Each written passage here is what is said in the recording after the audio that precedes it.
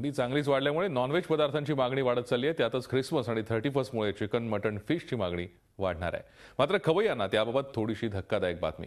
चिकनचे दर महागलेत. का महागलंय चिकन? पहा.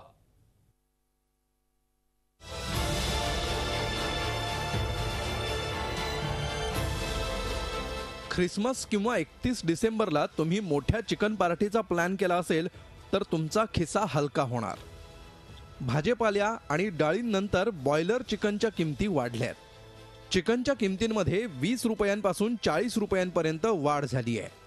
2 दिवसांपूर्वी पुणे आणि परिसरात जिवंत कोंबडी 140 रुपये प्रति किलोनं विकली जात होती.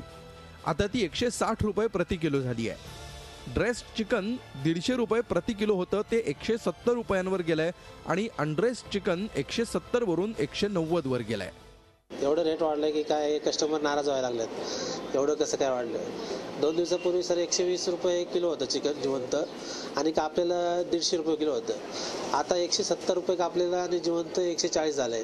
डाळी महाग झाल्या, भाज्या महाग झाल्या. आता जे चिकन स्वस्त होतं त्याचेही रेट वाढलेत. अंडे, चिकन सगळंच महाग झालं. असं सगळं झालं, सगळ्याच वस्तू महाग झाल्या तर आम्ही सामान्यांनी करायचं काय?